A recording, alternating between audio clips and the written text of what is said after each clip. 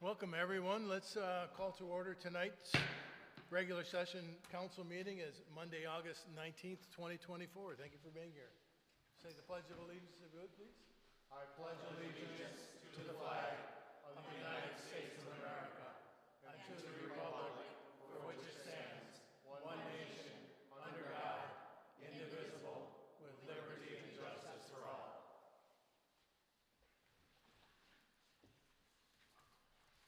Well, we'll take a quick moment of silence here. Just switch 11A with 6. You would do a roll call, please, Christian. Trustee Fields. Here. Trustee Wagner. Here. Trustee Reister. Here. Trustee Olson. Here. Trustee Kissinger. Here. President Pro Tem Keller. Here. President Frisbee. Here. Thank you all for being here tonight. We're going to make some changes here real quick because Dr. Fales is running about 10 minutes late. So we're going to move item 6 to 11E after we come back from our closed session. Any other changes by staff or trustees? Have any comments or corrections? All right, let's have that. Entertain a motion to Move as amended. Support. We have a motion and support. We'll do, all those in favor say aye. Aye. Those opposed? We have an agenda for tonight. Thank you. It's time for public, public officials, but this would be your time. Ms. Mazur.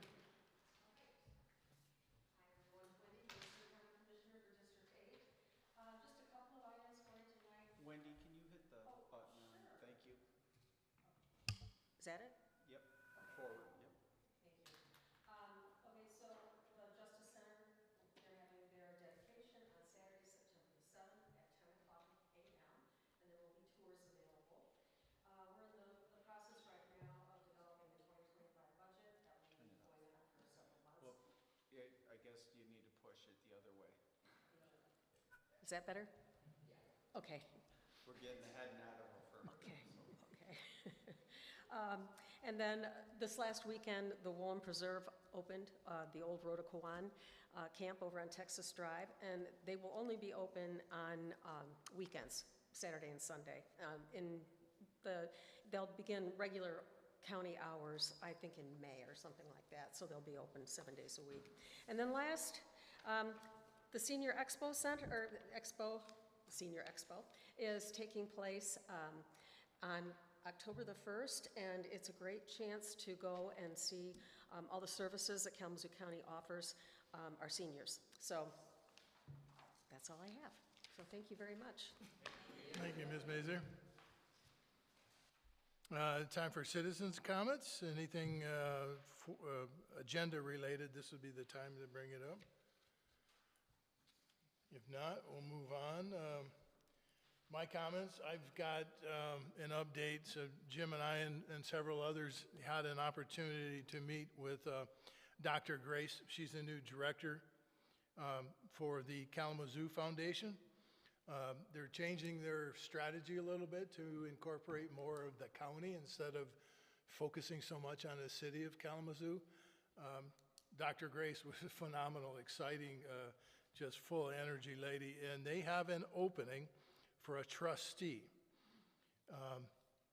So they wrote to me and asked if we could share this with people here. So if anybody would like to apply for it, they can reach out to kpeterson@kzcf.org. And of course, you can email me if you'd like it mailed to you. But it's a great opportunity to get involved.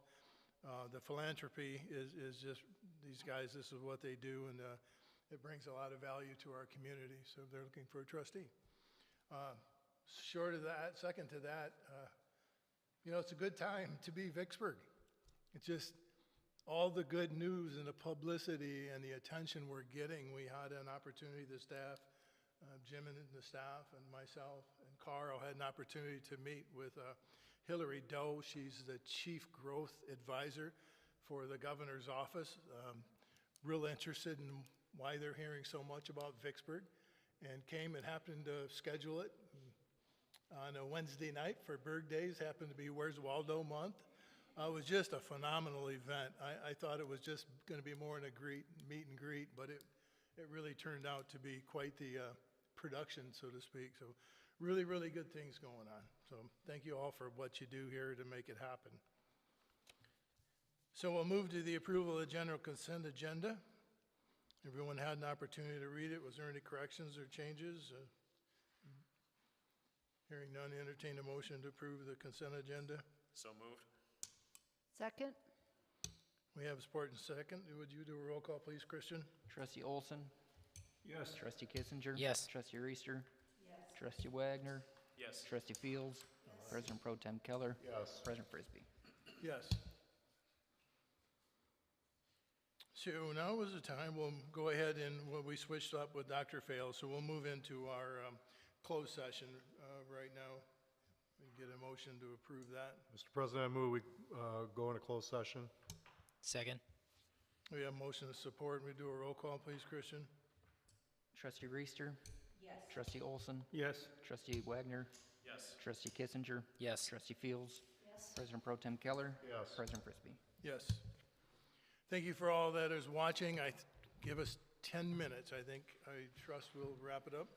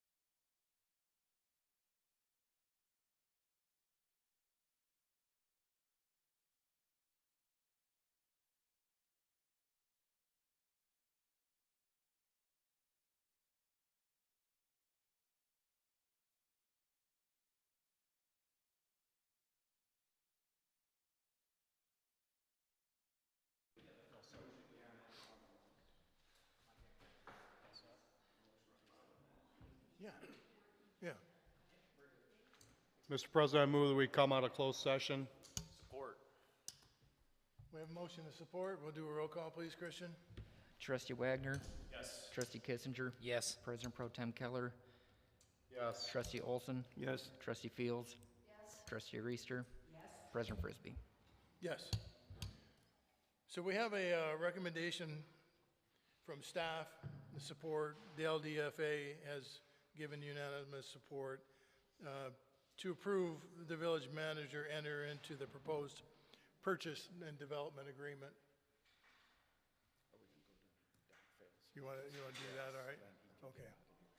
Well, we'll cut off, we'll readdress this when we come back. Well, we have the honor of having Dr. Fales with us tonight. Mr. Fales, if you would, sir, step up to the microphone, and if I could, well, I'll let Jim introduce you. He's Yeah, worked with you a lot. no, I just want to personally say thank you, Doc. I mean, we go back over 30 years, I think now. Yeah, we do. But answering my call and text and on a Friday afternoon, and I know you were very busy tonight, but fit this in. So thank you very much. And Doc Fales, for those as County Medical Control Director, he has run the ambulance services in this county since early 90s.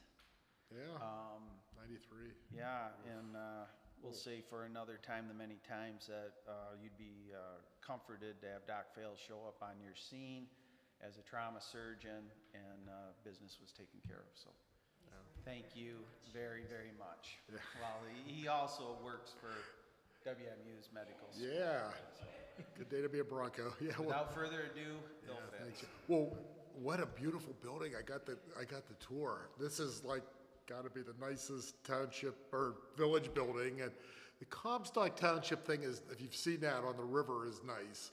But I think this building is and I love the AD. May it never be used, but that's good. And I hope whoever took you on this abbreviated tour told you it's paid for in cash and under budget.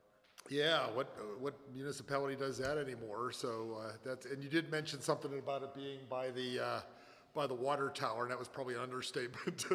Yeah, I've been in the old township or the old village building. It's been a long, long time. I can't quite remember it even, but I'm old too. But anyway, well done. So I don't have a formal presentation here, but when Jim talked to me, whenever that was, Saturday or Friday or whenever it was, a couple days ago, we've had a lot of things going on with EMS in Kalamazoo County, as I think you guys are all well aware of. We had particularly the loss of Pride Care ambulance service, which for anyone that's been here for any amount of time was kind of a reincarnation of the old Mall City ambulance service from the early 2000s. And so when Pride closed, and that was a business decision on their part. They were owned by a man from Buffalo, New York, and from his words, just all business decisions. They shut down their whole operation in Michigan, and in particular Kalamazoo County, but they also extended into Van Buren and Cass and Berrien County. So that, we kind of saw it coming with maybe a few months' notice, but not a long time of notice. So almost overnight, it was done in a couple of phases. The City of Portage, Texas Township, and Comstock Township in the spring of last year made a decision. They were in kind of a joint ambulance agreement with Pride, and they made an agreement to discontinue their 911 operations with Pride and to go instead with Life Ambulance. Pride was still operational at that point, and they had planned to continue to be operational.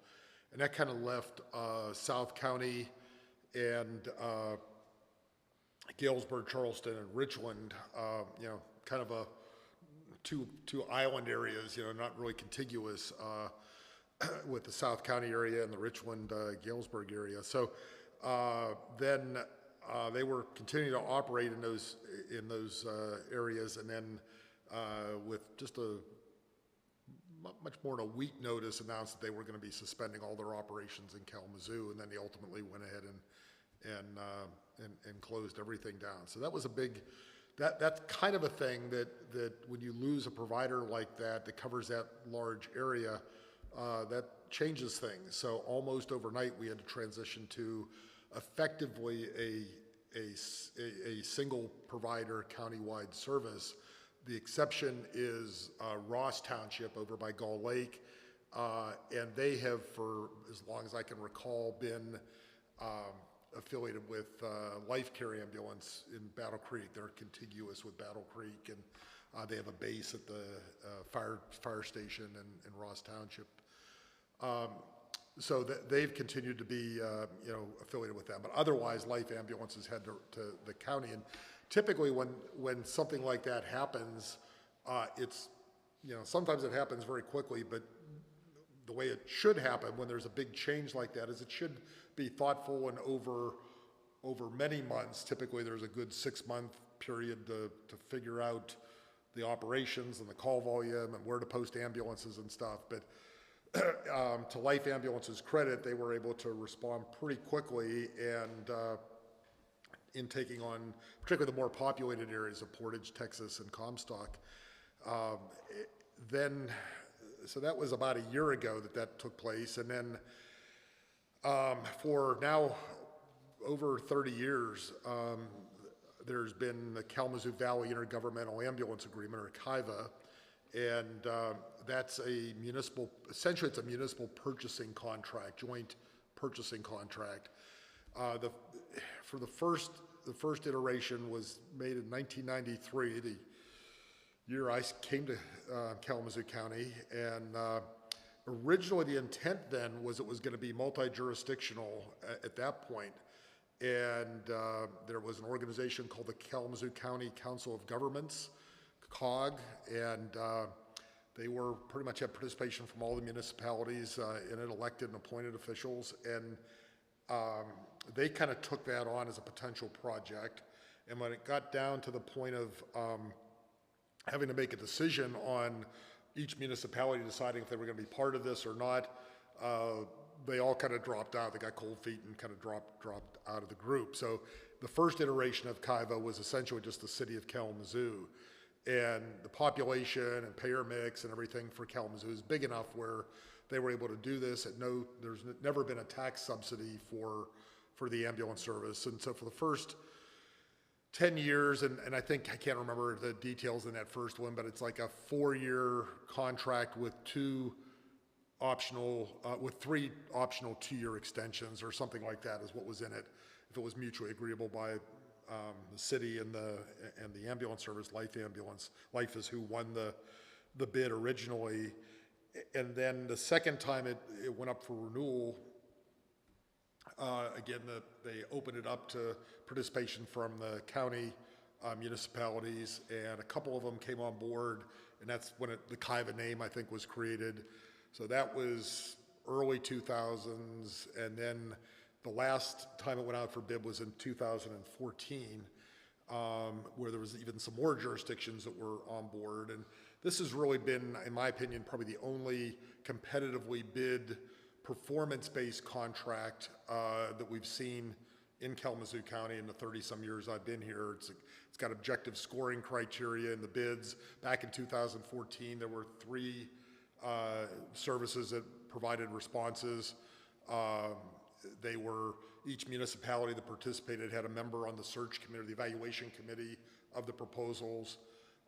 In addition, they had 2 outside EMS physicians and a EMS administrator, 2 from out of state, that independently weighed in on the proposals and scored them. And they had Pride Care AMR, which is a big national, kind of the UPS of ambulance services out of Grand Rapids, put bids in, and Life Ambulance put a bid in, and Life is, I think everyone probably knows them, won that bid as well. So they've been, the last 3 bids have been won by Life Ambulance. And with so that KIVA is up for renewal. So it's since the first of the year, the original KIVA members, and then now Portage, Texas, Comstock, and pretty much the whole county has now, with the exception of Galesburg, is not opted in. And I don't think they also haven't opted out. I don't think they've really even discussed it. Like, they may know what's going on. I've tried to send some emails, but we haven't gotten a response. That's the only jurisdiction, plus Ross Township, which seems to be happy with Life Care. So this is really gonna be the first time we have almost the entire county in on this. The Medical Control Authority is involved in the development of the RFP that goes out. We're not involved in the evaluation unless there's just a technical question about a model of defibrillator or whatever. So that has been put out for bid. The proposals are due the end of August, I think the 29th of August, and they're hoping to have a decision made by late fall, November or so on that. So that's kind of probably more than you ever wanted to know about what's been going on, but that brings us up to today. South County Fire Authority was not an early part of the expanded KIVA group that formed up in January to start revising and redoing the RFP. But a couple months ago, we talked, I presented to the fire board probably a good three or 4 months ago, I guess it was, but they've come on board. So that really covers that, you know, you're obviously your village. So so that's kind of where we're at. So Can you hit on response times? You talked about the criteria and the scoring, but response times, obviously we have city and rural, but what's in that contract or expectations? And then also, I think it helps the understanding of what is a priority 1, a priority 2, and a priority 3, why people will, you know, sometimes see an ambulance going somewhere without lights and sirens. Yeah. And that type of. yeah, absolutely. And so so the Medical Control Authority, the Kalamazoo County Medical Control Authority, is designated by the state of Michigan, and our responsibilities are to establish protocols, standards for not just clinical standards, how much of a drug to give for our paramedics, but also operational standards. So we have had for, as far as I can recall back, we've had some performance expectations from our ambulance services. And originally in the metro area, kind of the core population of Kalamazoo, Portage, Texas area, Kalamazoo Township, a bit of Oshtemo, that was,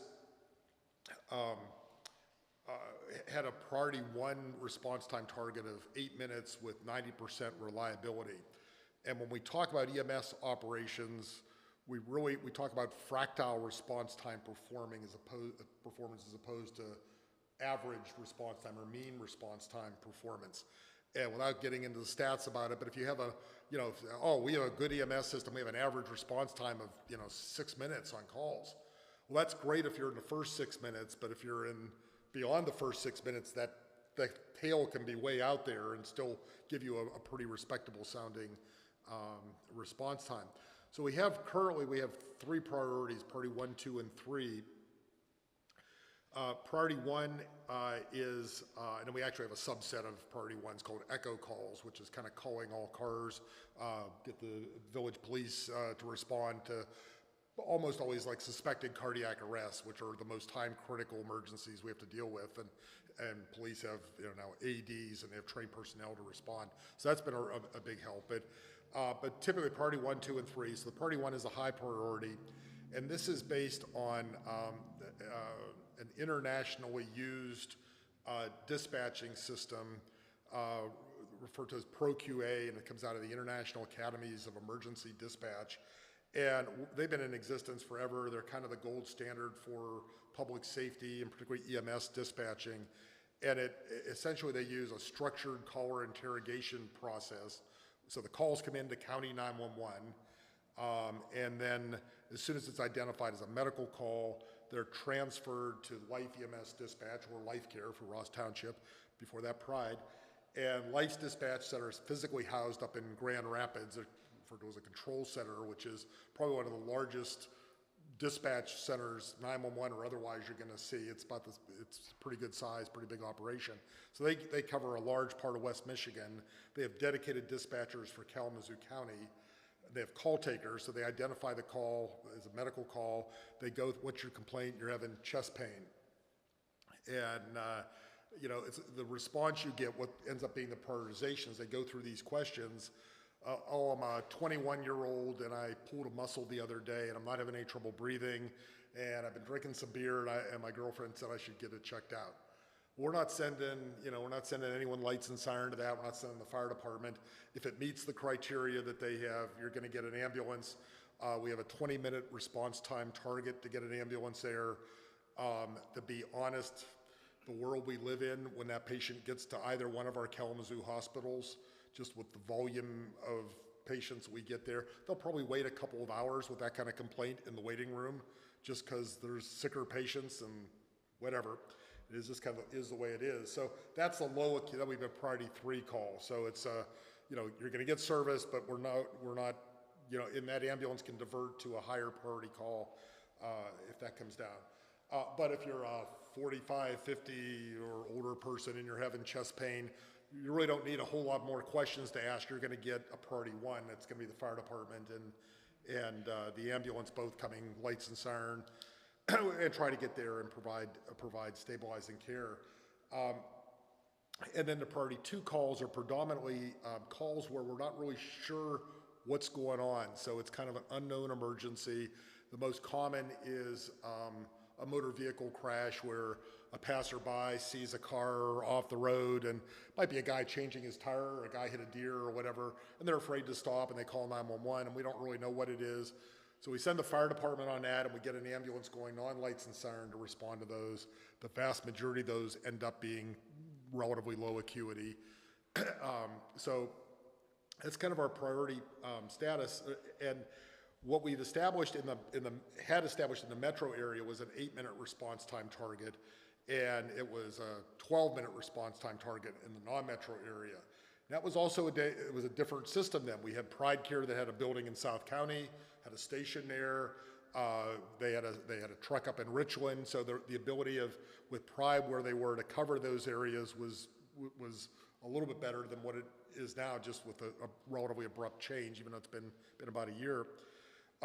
Before all this, going back a couple of years ago, we started looking at how the system was operating, what kind of outcomes we're getting, and ambulance services changed a lot over the years. So we're actually getting further away from using response times, which have historically been the main way we evaluate ambulance service, and not eliminating it, but getting into other areas like, go figure, clinical performance and operational performance and customer satisfaction, citizen satisfaction with the service and things.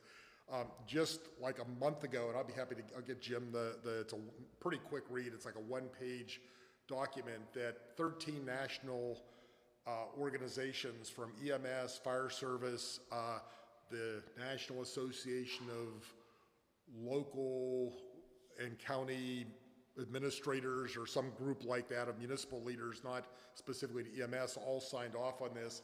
And it was basically acknowledging that in the world we're in now, response time is probably not as important, even though intuitively it seems important. And I've said this for years, I would much rather have a high-performing paramedic ambulance arrive 4 or 5 minutes late than to have a mediocre ambulance service arrive in 8 or 10 minutes. That the scope of practice of our paramedics is nothing like it ever was. So when you call for chest pain in Vicksburg and the paramedic ambulance gets there, they're going to be performing a diagnostic quality 12-lead electrocardiogram. They're trained to interpret that.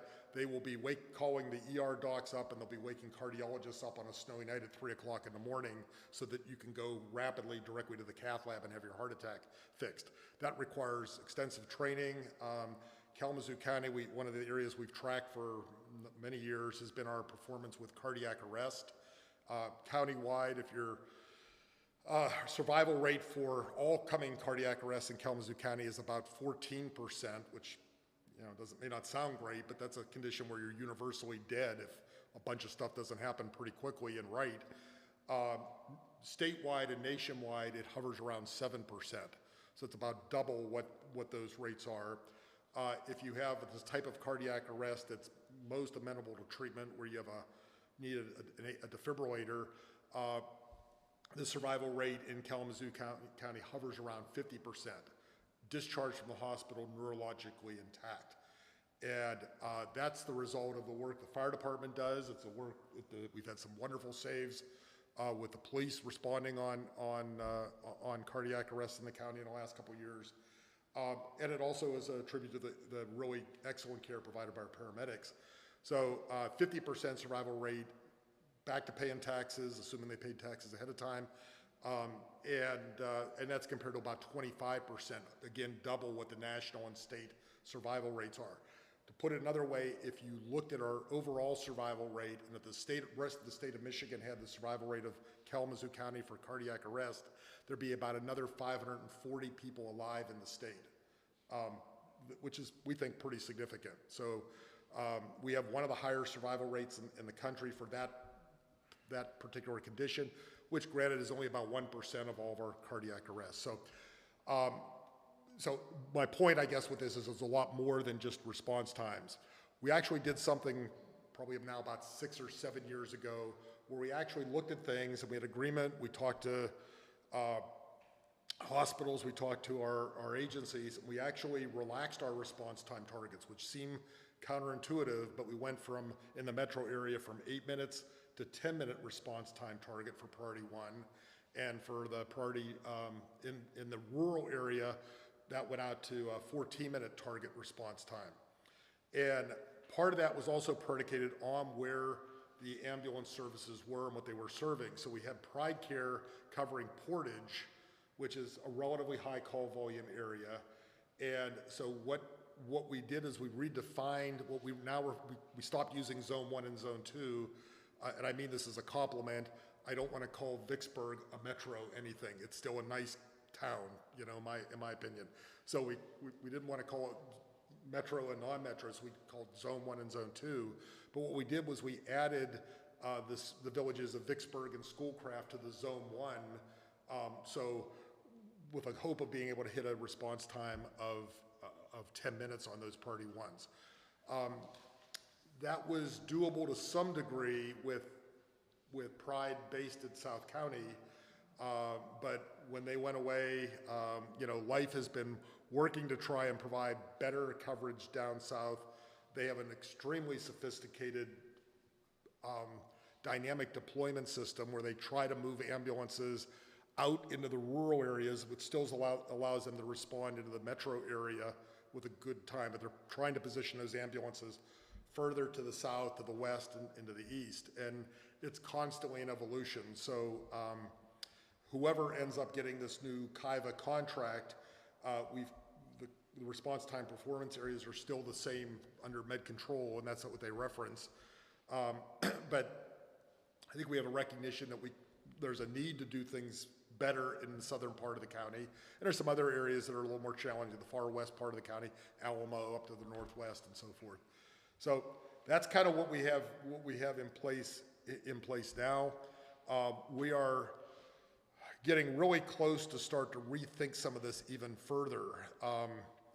We had an incident not too long ago where we had a high priority 1 call, patient did well, and we had, it was a time when Life Ambulance had an appropriate number, in our opinion, appropriate number of ambulances serving the county, well distributed, and the system got busy that evening, and we ended up having a couple of ambulances responding to low priority calls. And you can imagine that we do get a lot of lower priority calls that run the gamut, you know, twisted ankle, a skinned leg, a kid with an earache. If it's my kid, that's important, but maybe not ambulance worthy.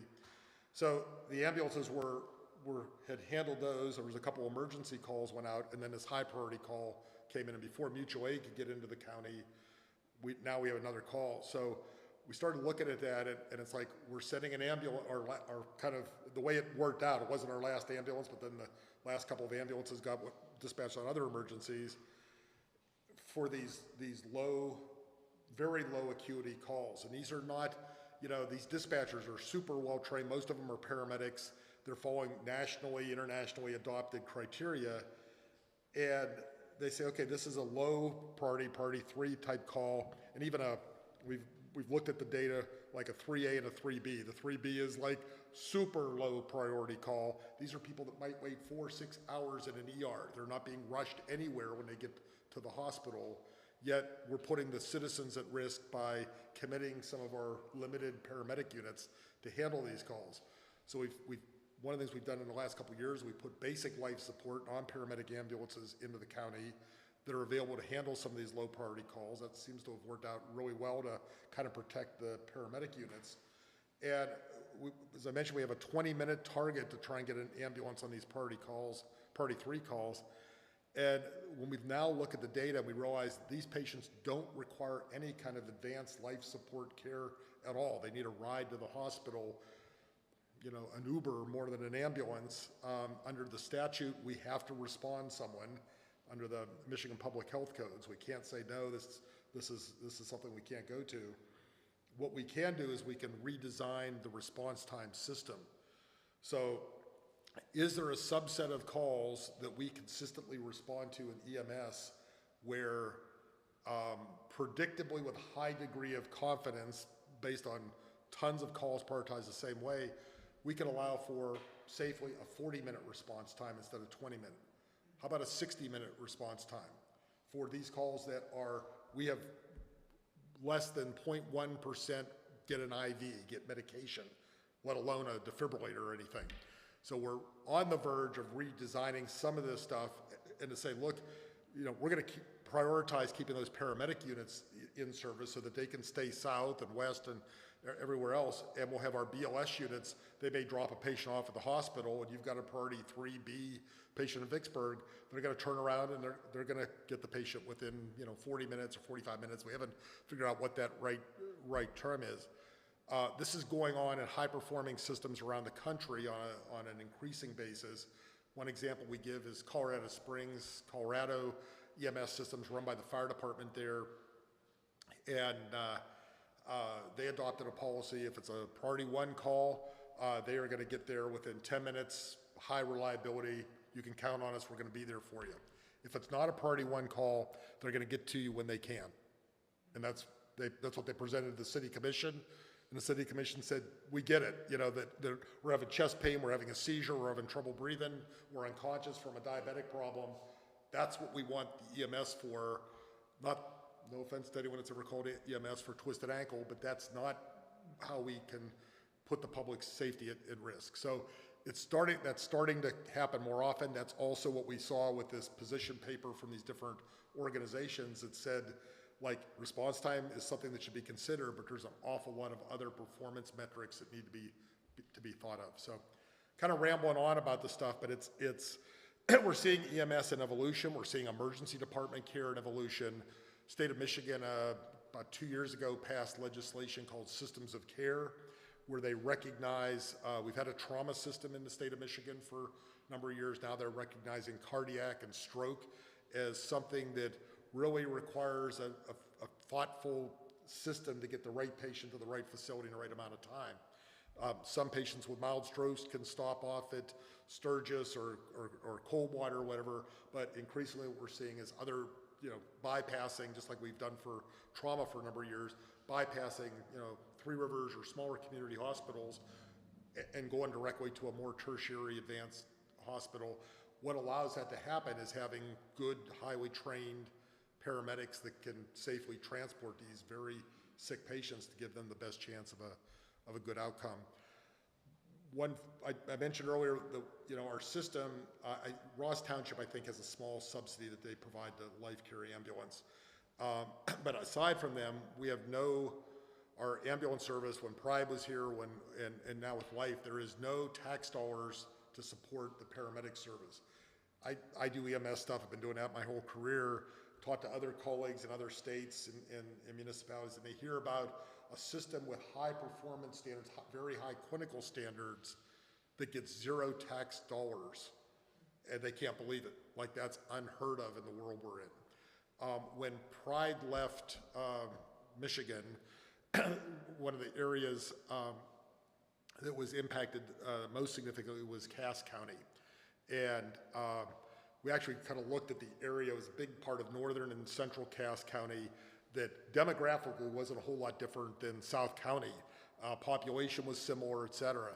And they had Cassopolis and Dowagiac lost the ambulance coverage they had. And so a number of services in surrounding areas kind of helped patch things together to keep emergencies handled. An ambulance service out of Niles, that Southwest Michigan Community Ambulance Service, that covers 3 townships in more southern Cass County, kind of stood up. They hired the Pride Care medics that worked out of Cass County and maintained an ambulance there on a temporary basis because it costs money to do that, especially in rural areas where the call volume isn't enough to generate the revenue to pay the bills for personnel and vehicles and oxygen and everything else. So it was done, and they said they had it, the ambulance was very forthcoming to the different jurisdictions. They said, this is what we need monthly to be able to cover our costs. We'll show you how many we're transporting, what our revenue is, but we can't operate, they're a municipal authority, we can't operate this at a loss to our own taxpayers that support the Southwest Michigan Ambulance Service. So the jurisdictions responded, and I don't think they had a whole lot of choice. And with the plan from the beginning was to look at putting a request for proposals out and trying to figure out what would be needed for an ambulance service to cover that population. The 2 ambulance services provided, I think they're more informal quotes and formal RFPs, but they were both just around $1 million for one ambulance for a year. So it's, you know, and that's what, and so all those jurisdictions, as last I heard, are in the process of trying to figure out how to fund that. One township may have a different way of doing it than the city of Dowagiac or whatever, but they've come up with an allocation. This is the cost. Here's how we allocate that to the multiple municipalities to absorb their share of that. So when we talk about EMS solutions for an area, you know, that like South County and Vicksburg specifically, you know, your hospital's not around the corner anymore, and it's, you know, it's up north. So it you know, arguably, this is always the paradox of EMS. You know, the paramedic units are clustered around where the people are, which is clustered around where the hospitals are, which is probably where the place you don't need them as much as you do when you're, you know, 20 or 30 minutes away longer on a snowy night. But that's just sort of the world we're in. So when we presented to the South County Fire Board, we kind of threw out a couple of ideas or talked about some of the alternatives at least. And it's like, you can find a way to fund it. You're not gonna find a service that will meet the county standards, which requires our ambulance service to have at least one municipal contract and to be nationally accredited as an ambulance service. Michigan has the largest number of accredited ambulance services in the country, but still to get a high-performing ambulance service that is required by the Medical Control Authority to come in, there has to be a, you know, recovery of costs. So that's either you've got, you know, people that will pay their bill, and or you have some kind of a governmental subsidy. You know, correct, just so the council isn't confused, that was the motivating factor to become part of the county-wide RFP. So once what this is being bid on by whoever bids on the RFP knows going into it the expectations of being able to hit those priority numbers within that percentage time, and it includes our jurisdictions or the 5 jurisdictions of South County Fire. So where South County has never participated in that before, having that participation into this, it's going to be unsealed sometime this fall and implemented by hopefully the first of the year, we will have assurances that that company knows I need X number of units in this entire county that includes the village of Vicksburg to hit those times. So I applaud you and the fire department for recognizing to become a part of that. Yeah, I think that's, you know, Climax was the last one to come on, and we, you know, we reached out to both Galesburg and Climax and said, you know, this is your decision. However, with Climax and Galesburg contiguous with one another, it creates this big hole where, and to Jim's point that, you know, we've had from the very beginning of the KIVA agreements, there are financial penalties to the contractor for not making response times. And those have accumulated now to, at one point, they were close to $100,000 in there. So it's, you know, life ambulances, you're not gonna find a perfect ambulance service out there, and having these penalties are very common in high-performance ambulance contracts around the country. Again, what's not common is not having the subsidies to go with it. So they're not getting a subsidy, and they're also, over the many years, have been, you know, fined, sounds awful, but, you know, they've been penalized for, you know, delayed response times, which are not because the guys are sitting in a donut shop, you know, drinking coffee and screwing off. It's because they are working their tails off. The last 4 or 5 years, we've had unprecedented, not just with EMS, but with fire, with police workforce shortages. So it is really, really hard to get the people.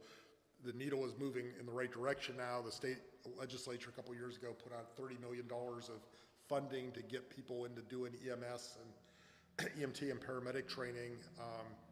And that really seems to have been paying off. They'll pay someone, if you know anyone, or if you're looking for a little part-time work, you can get your complete cost of EMT and paramedic training covered with scholarships through this funds appropriated by the legislature. They'll pay for childcare. They'll actually provide funding that can pay up to like $15 an hour for people to get paid to go to school, just because it's such a public health necessity that we're struggling with statewide. So anyway, the concern was with that void, if they have no, you know, the Medical Control Authority can establish the standards. We don't have much teeth, really not much at all. So we said, this is what we expect you to try and do, but if they don't do it, we can't issue fines and penalties. The municipalities can, and that's what continues to be in the KIVA RFP. It's been restructured a little bit, but they still will have those things. But this is not a revenue enhancement for local municipalities. On the other hand, when we replaced all the AEDs countywide, when all the participating municipalities in KIVA got, you know, all those AEDs came out of that fund. The fund is set up to benefit EMS type things. And so it's police departments, fire departments, all over those jurisdictions, Kalamazoo City, Oshtemo, et cetera, all got that. So there is some benefits to being in there. And it really, I'm hard pressed to find a lot of reasons not to. And I'm very happy that South County Fire Authority decided to go that route. I think it's probably the best. I talked to John Pinkster, Life EMS's director for Kalamazoo this morning, and he's like, you know, we're aware that we need to work at better response times to the south, and they're constantly trying to figure out where the best locations are as they are moving further. You know, they're covering all of Portage, which is where your big population center is, but if you're covering Portage effectively, especially southern Portage, the likelihood of covering Vicksburg, Schoolcraft areas then just increases significantly. So. Last thing I have is, and I don't know the answer to this, but I know we've talked over the years, you know, and it was a motivating factor here in the village of Vicksburg that we have all of our just strictly police officers trained to the level of medical first responder. And I don't know if you've seen a trend moving in that direction with sole police departments having their staff trained to that level, medical first responder or what, but for a small village, I know when we talked back when we initiated in 2017 with Chief Sanderson and the officers, it was quite unique. So one of the challenges we've seen, all of our fire departments in Kalamazoo County provide medical first responder service. And that's been that way for a fair number of years. Other than Kalamazoo Department of Public Safety, we don't have any police departments that are licensed as first responder agencies, which requires a little bit more equipment and just beyond an AED. But we do have a number of police departments, public safety departments around the state that are licensed, especially some smaller ones. You don't need to be a fire public safety department. You can be police and medical first responder. I'm a bit biased, and I haven't talked to the chief lately about any of this, but personal opinion, I think that would be probably one of the best things you could do for your citizens.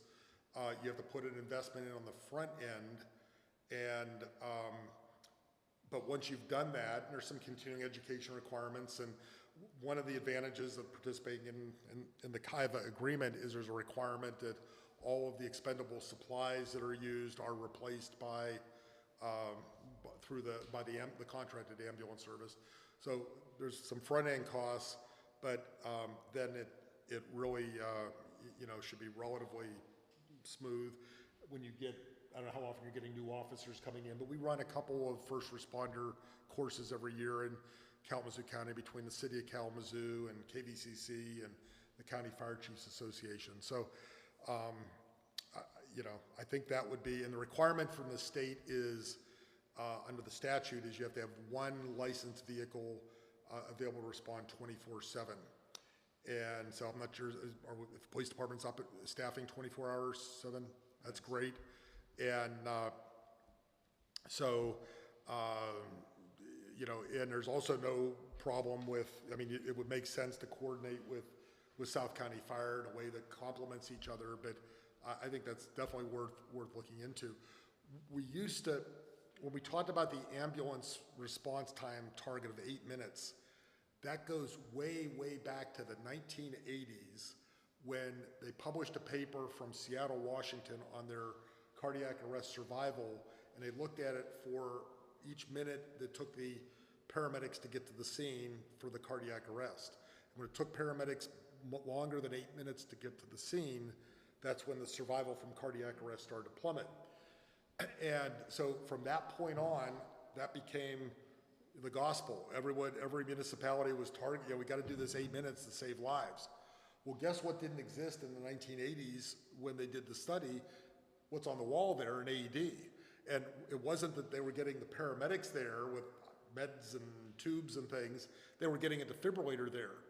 And so that's one of the things that has lingered, this 8 minute target, and more systems, as I've mentioned, have started to expand away from that. And it's getting a really robust first response so that, within minutes, you're having someone come through the door. And, if you've got an officer 24/7, in the village, that's a trained medical first responder equipped with an AED, equipped with bleeding control supplies and things like that, they will fix the emergency in most cases. That the time critical patients that die, they die because they don't get CPR quickly, they don't get a defibrillator quickly, they don't get bleeding control quickly. And that's what the fire department does. That's why we have these echo police calls.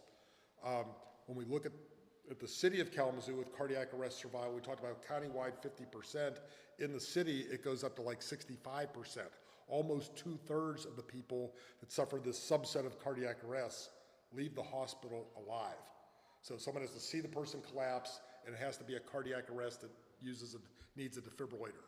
That is like phenomenal, but they have every police car with an AED, a patrol car has an AED, the stations respond quickly, and that's what gets there. And then you layer that onto that, high-performing paramedics, and that's something that's hard to beat. Yeah, and for the council's memory back, I think it was in the summer, maybe before, but it was through DocuHelped helped out with that price point with the AEDs, but all of the patrol vehicles were outfitted with new AEDs. The old ones, 2 of the older ones we moved to the municipal at the golf course, and then put this new one up, and a new one is going in at the golf course as well. So all the officers, every car is outfitted with its own AED and equipment. That's great. And I don't know, I probably should know this, I don't know if there's a call outside the village for a cardiac arrest, one of these echoes, if the department will respond out on those. Yes, if they're dispatched. So. Yeah, so that's I'm not putting one department against another, but like Richland is one where they've always been willing to respond out to the township, and not for routine medical calls, but for high likelihood cardiac arrests. And if you think about it, it could just as well be a village citizen that's driving outside the village and has their cardiac arrest. I mean, or visiting a friend. So when it's where they're likely to get there before the fire department, especially, or the ambulance, it just seems like the right thing to do, and they don't have to stay there forever. They can get there, do their thing, and leave. So we've had good success with the sheriff's department, state police. Every state police marked patrol car in the state now carries an AED, which is great. Doesn't mean anything, though, unless they're willing to respond. And that's one of the things that county dispatch did collaboratively with us a couple years ago was, and the police chiefs, we adopted this echo response where, yeah, they're going to go to a few opioid overdoses or someone having a seizure that looked like a cardiac arrest, but then they can clear, let the medics do their thing, and they're not tied up long. But it's resulted in some really nice people that are alive today, so. If we can help with that, if there's interest, let us know, for sure. No, we appreciate it. And again, personally, I thank you. Thank you for your friendship and coming Oh, you tonight. bet, sure, yeah, Definitely same appreciate here. Okay, well, Doctor. and Jim definitely knows how to get me even on weekends. But we're all in this together, and I love Vicksburg. Like my kid played lacrosse, and we would always come down here for games, get our butts kicked, but whatever. I may not have been so loving then, but it, you know, you guys, it's been fun to watch this village grow, and this building here, and you know, the population is, you know, it's just a great place. So I know this is kind of a thankless job on your side, and the world we're in. It's tough, but we need folks to do what you guys do. So thanks much. Well, we appreciate you being here, Dr. Fales. and Doc, Thank I you just so wanted much. to say, I know it was informal, but I could have sat here and listened for another half hour about just EMS in the county. I mean, that was exceptionally knowledgeable. You're passionate about it, and thank you for being a friend of Vicksburg. I mean, you're doing a great job. Oh, thanks for saying that. I appreciate that. Yeah. And Jim and I know you have a bar or two in town too, but I get home too. Invite me back some other time when the meeting's over. Yeah. Thank you so much, Dr. Fales. I'm good with my word of what I said I'd pay you. Thanks. Yeah. I'm like an elephant. So it's good. Yeah. Take care, you guys. Have a good night. Thank you. Yeah, and thank you, Jim, for asking him to come here tonight. There's been a lot of discussion about it as of late, and we needed some good clarity on it, so thank you. So we need to go back to where we came from before Dr. Fales. So we had our closed session, and we have a request by staff in front of us, and yeah, we've already come back to session, yes? So staff is recommending majority support and approval to approve the village manager entering into the proposed purchase and development agreement. What is this council's desire? So moved. Support? We have motion to support. Will you do a roll call, please, Christian? Trustee Wagner, Yes. Trustee Fields, Trustee Olson, Yes. Trustee Kissinger, Yes. Trustee Reister, President Pro Tem Keller, Yes. President Frisbee. Yes. Very good. That's pretty exciting stuff. So that moves us to our village manager, Mr. Mallory's report. Yes, I wanted all the council to be aware, last Monday, a week ago today, I did submit a request on a $50,000 grant through the state of Michigan. It would be an assistance for technical assistance as it relates to zoning ordinances, RRC, structuring us in an appropriate way. Should hear hopefully in the next 30 days if we are awarded that.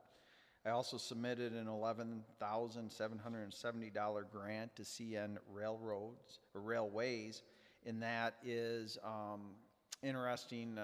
Been in conversations for a couple months. Our depot at the historic village is a Grand Trunk originally from 1904, but in 1920, CN Railways bought Grand Trunk out. So since 1920, and there's that connection. So they sent a district representative out of South Bend. We toured the depot. They were very impressed and thankful, and got the link. So hopefully we hear back from them soon, and that will be to restore the exterior brickwork. Frederick's put that together for us. Wanted to let the council and our public know that on Thursday, September 5th, 11:45 a.m. to 2:30-ish p.m., we will have the Senior Berg Days. This is the second year of that for our citizens over 55. We will have music and be having lunch catered in from Lou's Market, so we're looking forward to that. Thursday, September 5th, out at the Historic Village Pavilion, which also my concluding remarks have to do with kind of what President Frisbee said. It's been an interesting couple weeks coming out of the state of Michigan, coming down and touring Berg Days. Last week alone, I was contacted by 3 municipalities on the concept of downtown and the economic impact. I've been in discussions with outside of Vicksburg entities on how to quantify what the economic impact is on summer events in our downtown. I'm hope to be in a position the 3rd week of October to make a more formal presentation in how that breaks down. But conservatively, we're looking at $30,000 per Wednesday event. And we think it'll be more than that as we get more defined in attempting to put an educated number. But we were featured in this month's Encore magazine on how arts and cultural arts have an impact on your community, and they highlighted the village of Vicksburg. We were highlighted on a traveling Facebook page reference. They stopped here in Vicksburg they were actually doing a review in the city of Grand Rapids, but took time out to come to Vicksburg. And that's the unquantified thing. I see some, the investments we're making downtown are with governmental money, the Downtown Development Authority money. That is by legislature to do what it's doing, and sponsorship money as well. But I know most of the council has interacted with business owners, and multiple of our retail establishment, the owners who have the sweat equity in those, talk about how in just one night of the Berg Days it pays their monthly expenses. So it's not only having a very positive impact, people are enjoying downtown, it's having an economic impact on our businesses, keeping businesses around, but the positive PR exposure to the village in a whole, which really that's what I want to learn how to quantify, is untold of because it's just gaining more and more momentum. So I just wanted to bring that to the council's attention. So that's my report, and be happy to answer I any think questions. it's told every Berg Days. There's not a Berg Days that goes by that I don't meet someone that says, I want to move to Vicksburg. Whether they're from Portage or points on beyond, it's just phenomenal. Thanks for that, Jim. Excuse me, Tim. Jim, what's the word on Trillium being repaved? It's the same as I emailed out. It's weather related. Will be noticed the morning that they are able to fit it in. They crack filled it, and they told us hopefully. Do you know how soon we'll be able to drive on it or park on it? After it's completed? Well, yeah. I mean, I don't think they ever close a road except for when they're doing it. I've had a lot of questions from neighbors about the one thing in both Trillium and Centennial is people have to understand that there's not parking on the streets overnight, so they shouldn't be parked on the streets, because that could draw some I thought that problems. you could park on not going to. I understood you could park on the street as long as it's not curbed. I'll have to look into that, but we're not going to delay. And I understand that, Putting and I've road got on, so. at least 3 neighbors that love to park their cars on the street at night. So, Hopefully they aren't there during the day when the applications are going down. Depends on what time of the day, yeah. So. But all right, thank you. Yep. Thanks, Jim. We have an update on tree? We met on this last Monday, and we are in the process now, we're going to be putting a blurb in the water sewer bill and to invite people to contact us if they would like a tree in their yard. And we're trying to get 25 people interested so that we can plant 25 trees this fall. All right. Parks and Rec. So we had our last family movie night. We did get a little rocky. We had to reschedule it due to weather. We actually had a couple of those this year, but the last movie had a great turnout. I cannot thank the district library and specifically Susan Calloward enough. She is amazing. She has been at every single family movie night in the park since it began. So great support there. We also last week had our first downtown date night movie, which the rain held off, and it was perfect. Nice crowd, good time. Dane from Distant Whistle did a magnificent job with 80s trivia in the middle of Oldswalt Park before. We had gift cards from Main Street Pub, Apple Knockers, Distant Whistle. The Hideaway jumped in with a special dinner for the 80s night. All in all, it was really well supported by the businesses, and I think it had a nice turnout. It was a lot of fun. So that concludes the 2024 movie night in the park, and we'll definitely be looking at that. Our next Parks and Rec meeting is next Monday night, and I foresee more movie nights in the park in 2025. Thanks so much for that. South County Sewer and Water Authority. So a couple highlights. The Village of Schoolcraft is engaging in discussions with Lockport about extending their water service into the Schoolcraft area. Schoolcraft has a need for another well, and they're kind of landlocked, so they're in discussions with that. In regards to the village plans for our new forced main out on Sprinkle Road, you know, our ongoing discussions with the South County Sewer and Water and joining into this, they've made a decision not to enter into it. I believe this is a wrong decision, and I think it's going to affect their customers negatively in the future, but they're the authority and they're the board, so that was their choice.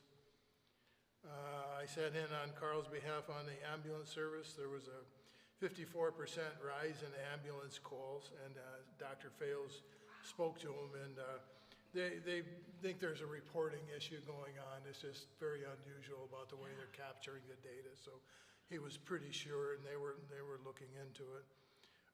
They're going to have a citizens recognition for the quick action of a neighbor over on Spruce Street when they had a fire several months ago. The response time of the neighbor getting the individual out of the house. The guy didn't even know his house was on fire. So they passed on the purchase, which was offered to them again, the old ambulance building that Mr. Mears owns. They passed on that.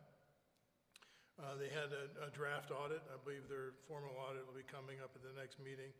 And there was a presentation by Michigan Class, and there was a resolution to approve, and they asked us to give them a copy of our investment policy with the village. So I believe that was done as well.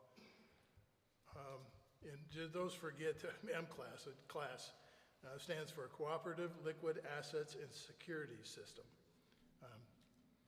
So that was it for the fire. Did I miss anybody? Any other committee reports? Cats was canceled. I didn't. Planning. I'm pretty sure it was canceled. At least I hope it was. Planning Commission. Because I missed it. But I believe it was canceled. We had Planning Commission as well. Yeah. Yep. So Commission. in Planning Commission, we had our board membership, our annual board membership, and The board is now Matt Schenkel, Colin Quinn, Bill Cox, and Zach Bishop. We also swore in a vacant, we had a vacant spot, so we swore in a new member, and Jenner Weil as well. We went over a couple introductory presentations for rezoning, a rezoning amendment, and then also a parking analysis. So all introductory that will be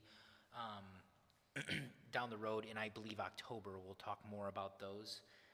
And then we also had some updates on some grants, which included Rise and Dine and the title company, those two grants. Thanks, John. Thanks for the update. Apologize for jumping by. No worries. I gotta make Carl feel good. So now's the time for citizens' comments. If there's a citizen that would like to speak on non-agenda items. And can I say congratulations, or do you want to say? Oh, no, okay, excuse me. No, you're right. Okay, so I'm Jamie Creed. You need to turn on the mic. He said it was already on. Oh, it is? Yes, yeah. So Jamie Cree, I am here again about the bench in memory of my sister. I'm asking where that is right now. I received a note in April that I had to submit a request, so I have a timestamp note from April 1st. I sent a request on April 4th, but I haven't received any response from that, so I didn't know where that was. So it's been 2 years since I first asked for a memorial bench in honor of my sister, and I didn't know where we were with that. I know you had some legal issues and had to have a lawyer write up the different things for the memorial bench, and so I've submitted it, but I don't know where we are with that.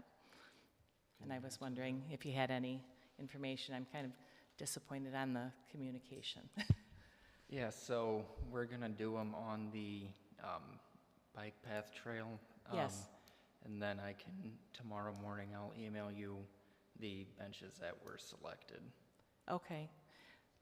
I had wrote some questions and submitted an email on April 4th and had not received back. There were some questions on the requirements and the cost and the maintenance and that sort of thing. And so I wonder where that is. I don't have the questions in front of me right now. I'm sorry that you Okay. had. I can resubmit the email if you would like. Okay. Christian, But- can you just meet with her a couple Yeah. minutes after this meeting to Yeah. make sure we're on Yeah. the same page? Okay, that would be great. Yeah, thanks. All right. Jamie. Thank you. Thank you for coming.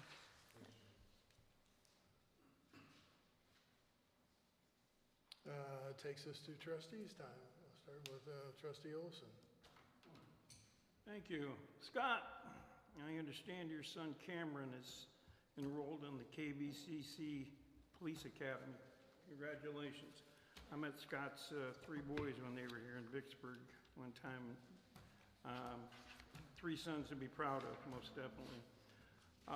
Speaking of sons, my son James, supervisor over Denzo in Battle Creek, just bought a brand new house in Battle Creek, paid cash for it. When Karen and I moved to Vicksburg, we paid cash for our house. My nephew Mark, some of you know JJ, my brother, his son is getting married September 7th. He just bought a brand new house in Kalamazoo, paid cash for it. My granddaughter Jordan, the only granddaughter I have, bought a brand new house in Comstock. She paid cash for it. We must be doing something right. And then she informed me that in March, my one and only granddaughter is going to make me a great-grandfather, excuse me. So, talk about making me feel old real quick. Lastly, on July 30th, and Wendy Mazer was there, I went before the Kalamazoo County Road Commission. And I spoke with Chief McMillan and a few others, and I even mentioned it at the Fire Authority, and I know Tim was there. I'm a little tired of all these accidents at TU Avenue and Sprinkle. They had a guy blow through the stop sign doing 60+ mile an hour, did almost a head-on crash with a young lady. 2 days before that, there was a crash at Portage and U Avenue, almost a head-on crash. And I was on top of that one, and gave Chief McMillan assistance on that. There has been a grant submitted by Tracy Losey, Brady Township Supervisor, and in November, that grant will be coming up for review, and hopefully it will be approved for a roundabout at TU Avenue and Sprinkle. I don't care if they make it a four-way stop. I don't care if they put rumble strips in there. I don't care what they do, but they got to do something. TU Avenue and Sprinkle and U Avenue and Portage are on the top 20 list of intersections in the county that have to be addressed. And they are working out, they are not ignoring it. And I said, that's fine, but you need to let the public know better of what you're doing. You can't just have a meeting and say, well, we're gonna work on this. No, you have to inform the public that yes, there is action being taken. And that's the only thing I've asked for. So, thank you very much. Thank you. Trustee Chad?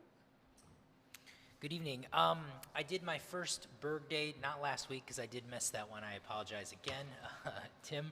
I got you covered, brother. But I did my first Berg Day event as a council person with Ryan a few weeks ago, and we had a great time. Spoke with a few citizens, a citizen that also works for the federal government and deals with grants that he already knows Jim and spoke really well of Jim. So it was really fun and just a good way to get out there. So I encourage citizens to come up to the tent. We'd love to talk to you about anything. Yeah. Thanks, Chad. Trustee Wendy? I really appreciate Dr. Fales coming in tonight. There was just so much incredible information in that presentation. Like Ryan, I could have sat here and listened to a lot more. Maybe there will be an opportunity in the future to get more information from him. Thank you, Jim, for asking him to come in. A fine example of stop getting your information from social media and come in and get it from a trusted, reliable source. Also, Chad, being at the trustee tent at Berg Days. Don't know if anybody has noticed lately on Channel 3 News, but the village of Vicksburg is highlighted often now during the weather report because Will Haney from WWMT stopped by the tent the night that I was there. Him and his wife live in South Portage. They love coming out here to Berg Days. And when we brought up the topic of doing something with the village, he was very quick to respond. I had an email from him right away, connected him with Jim. We got everything set up, and within a matter of a couple days, we had the water tower images on Channel 3. So also something that Dr. Fales said and Jim said, kudos to Chief Sanderson and his group for many reasons, but knowing that you guys are set up as first responders like that, that's above and beyond, and it's greatly appreciated. Trustee Wagner? Yeah, just echoing my comments earlier for Doc Fales and Jim and that relationship. I wasn't lying when I said I could sit here for another half hour and listen to what he had to say. I've never had someone speak so passionately about emergency care and standards and efficacy, and just being a part of that in the county is something that we should be proud of. The statistics he talked about for us versus the nation for survival rates are incredible. Encouraging. And the steps that everyone is taking within those organizations to ensure that that is hit and delivered on is saving lives across everyone that we interact with on a daily basis. I mean, that's phenomenal. And the fact that we don't hear more about that, well, I mean, there's a lot worse that people talk about, but I mean, that's something we should really champion a bit more. So I was really glad to hear about that. It opened up my eyes on a lot of topics. And I'm just really glad to be a part of it. And hopefully we can get a part of that agreement and going to have the backing of the entire county in that program here coming up in that next contract. Other than that, yeah, still not getting much sleep. Kudos to my wife. Dana, she is an absolute rock star with just over a 2-month-old at home. It's difficult, but it's making this job that we do here that much more rewarding, getting to see the stones in the path we get to put in place for everybody, for generations to come, that really makes a difference. And it hits home in a lot of a different way now that I'm looking at it from that lens. So happy to be here, happy to be a part of it. Thanks, Ryan. Trustee Reister. Well, basically, what everybody has said tonight, I can echo, because I'm just so proud to be a part of this organization. And I want people to know that we really are here to serve you. And we want to know if there's something that is bothering you, and we want you to come and let us know. So I'm happy that you came tonight. That's it. Thanks. President Pro Tem Killer. Thank you. First of all, I'd like to thank Tim for filling in for me last month at the fire board meeting. I highly encourage, if you'd like to hear more about EMS services, the fire board meeting is meeting this Wednesday night at 6 p.m. at the old ambulance barn. So can't guarantee we'll talk EMS, but usually it comes up. So if you want to hear more, I encourage anybody to show up there. I also want to state that last Tuesday I had the privilege of taking out a lady on my motorcycle for a ride around the county. So she's the new Harley mama of the council. And I didn't scream. She didn't scream once. She did really, really well. I was very proud of her. We had a good time. We had a nice ride. So,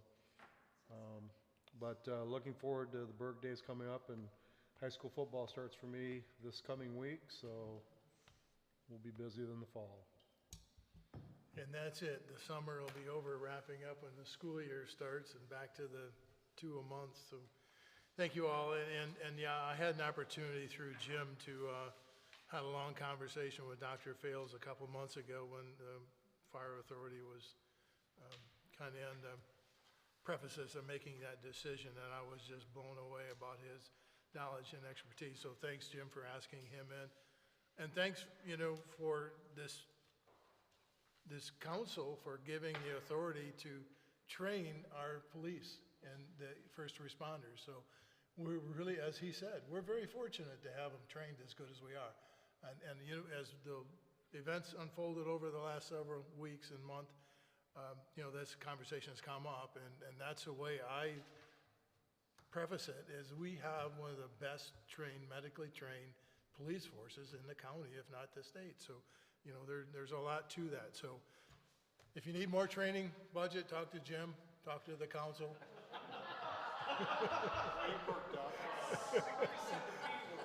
Sure, my office door's open.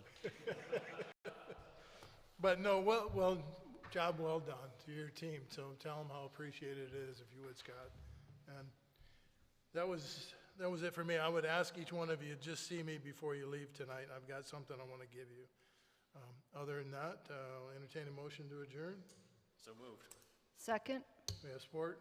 Second. All those in favor say aye. Aye. Those opposed? Meeting adjourned. Have a good evening. Thank you.